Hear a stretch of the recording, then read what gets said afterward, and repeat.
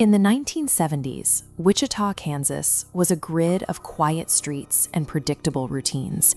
It was a sprawling, peaceful community where doors stayed unlocked and everyone seemed to know their neighbors. Among those neighbors was Dennis Rader. He checked every box of suburban respectability: a husband, a father, a Boy Scout leader, and a prominent church member. Every morning, he waved to people from his driveway. But that deep sense of safety abruptly vanished. A phantom predator began breaking into homes, targeting families, and turning this quiet city into an epicenter of fear.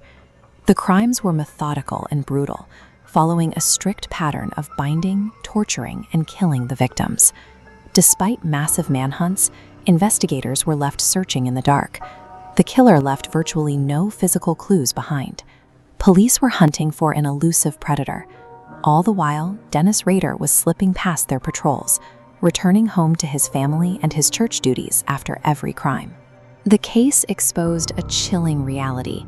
The most dangerous threats in a community are often those who have integrated into it most perfectly. Rader executed a high-wire act of compartmentalization. He would carry out violent, calculated acts at night, and then hours later, sit quietly in a church pew without showing a single fracture in his composure. But staying invisible wasn't enough to satisfy him. He had an enormous ego and an intense psychological need to have his intelligence acknowledged by the public he was terrorizing. He began sending letters to newspapers and television stations, detailing his crimes and adopting the nickname BTK. Even with these taunts, without DNA or digital surveillance, the analog paper trail ran cold, and the investigation hit a wall. The killings eventually stopped. Decades passed, a new generation moved into Wichita, and the general consensus was that the killer had either died or was locked away in a prison somewhere else. By keeping his two lives entirely separate, Rader achieved something rare. His disguise as the perfect neighbor transitioned into his permanent, uncontested reality. For the Wichita police, this was an agonizing pill to swallow. Detectives retired knowing they had a dormant killer sitting in their physical filing cabinets, completely out of reach. But as the case files gathered dust, society was rapidly changing. The world was trading typewriters for computers, and anonymous paper trails were being replaced by highly traceable digital footprints. Then, in 2004, after nearly 30 years of absolute silence, a local newspaper received a fresh letter. The killer had returned. Rader was aging, and a recent news article about the anniversary of the Unsolved murders had questioned his relevance. His narcissism simply could not tolerate being forgotten by history. His desperate need to be feared proved stronger than his discipline. By stepping out of the shadows to reclaim his legacy, he walked directly into an era of modern policing he didn't fully comprehend.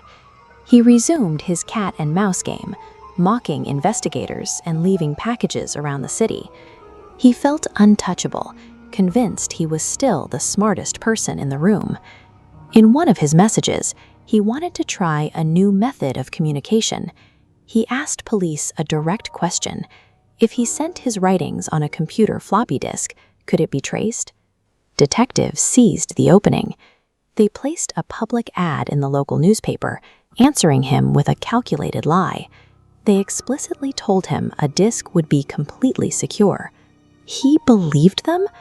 A few days later, a local TV station received a padded envelope containing a 1.44 megabyte floppy disk.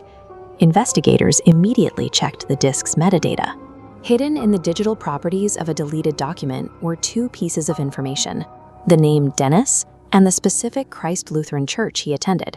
A predator who had operated flawlessly for 3 decades using paper and stamps was dismantled in hours. His own lack of digital literacy handed police exactly what they needed.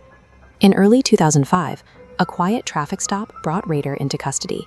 Investigators matched his DNA to the crime scenes, and the news rippled through Wichita. The revelation blindsided his community. Neighbors who had traded small talk with him and church members who trusted him were forced to reconcile their friendly acquaintance with a serial killer. The ordinary life he had spent decades building evaporated the moment the handcuffs clicked. Rader's public persona was never a mistake. It was his primary defense. It took 30 years of persistence and a sudden leap in forensic technology to finally strip away the mask of the man who lived next door. Thank you so much for watching this video. Don't forget to like and subscribe to AnMish Vault. Do comment below for more videos. See you in the next one.